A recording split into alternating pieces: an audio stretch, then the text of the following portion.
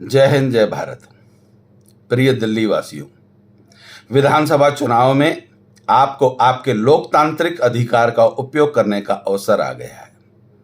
विशेष निवेदन है, दिल्ली की सुरक्षा के लिए, अपनी संपत्ति की सुरक्षा के लिए, देश की सुरक्षा के लिए और दिल्ली के विकास के लिए 100% मतदान कीजिएगा, ताकि ये दिल्ली जो दिलवालों की दिल्ली है, इस देश का हृदय स्थल है, उसका संपूर्ण विकास हो सके। इस विकास में बाधा थी। आज से कुछ वर्ष पहले एक राजनीतिक नया चेहरा आया था, आम आदमी पार्टी का। केजरीवाल के नेतृत्व में इस देश के सभी राजनीतिक दल के सभी नेताओं को चोर, बेईमान और भ्रष्टाचारी कहा गया था।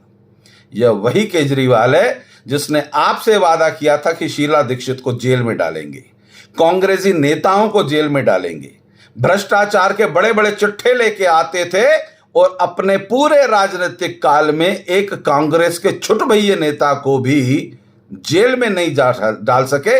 अलबत्ता खुद और उनका पूरे का पूरा घटक दल चोर बेईमान सिद्ध होता चला गया और जेल होते चले गए।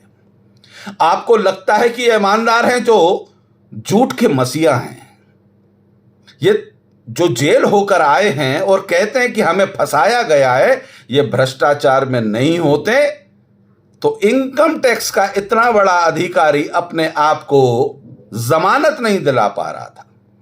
और केजरीवाल कहते हैं कि भारत के प्रधानमंत्री और भारतीय जनता पार्टी ने मुझे जेल में भिजवाया, तो निकलवाया किसने, जमानत किसने करवाई?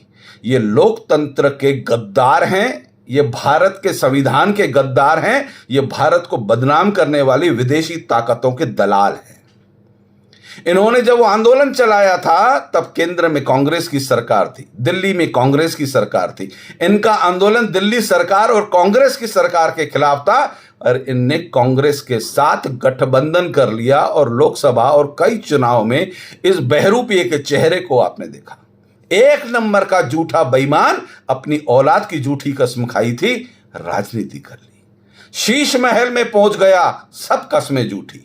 कांग्रेस, सभी राजनीतिक, लालू, समाजवादी पार्टी, सब एक नंबर के चोर बेईमान है। उन चोरों की गोद में बैठने वाला यह केजरीवाल कितना सच्चा है, यह दिल्ली की जनता आपको तय करना है। अब कहता है यमुना जी में जहर मिलाया गया है। क्या आपको लगता है कि केजरीवाल झूठा है? क्या आपको लगता है केजरीवाल बेईमान है?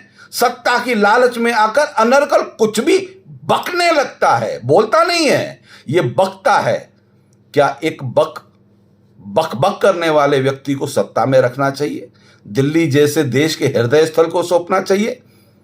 ये केजरीवाल ममता बनर्जी का दलाल बनकर बांग्लादेशियों को कलकत्ता में प्रवेश दिलाती है ममता, और ममता उठाकर केजरीवाल की गोद में बिठा देती है वही बांग्लादेशी जो आज बांग्लादेश के अंदर हिंदुओं की हत्याओं के आरोपी हैं। वो धीरे धीरे दिल्ली में अपनी जड़ें बिखेरते जा रहे, फैलाते चले जा रहे केजरीवाल के नेतृत्व में।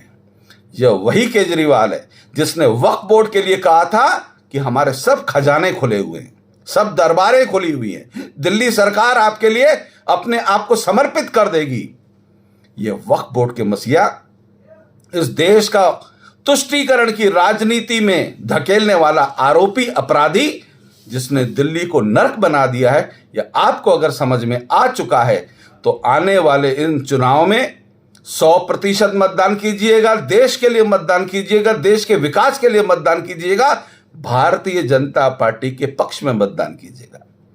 27 साल पहले इस दिल्ली के अंदर भारतीय जनता पार्टी हुआ करती थी।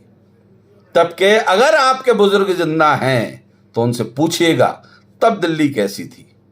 मध्य प्रदेश जैसी दिल्ली बनाना चाहते हैं, गुजरात जैसा विकास लाना चाहते हैं, राजस्थान जैसा स्नेह लाना चाहते हैं, तो जहां जहां भारतीय जनता पार्टी की सरकारें हैं, और आज भी यह भारतीय जनता पार्टी की सरकारों की नकल करते हैं।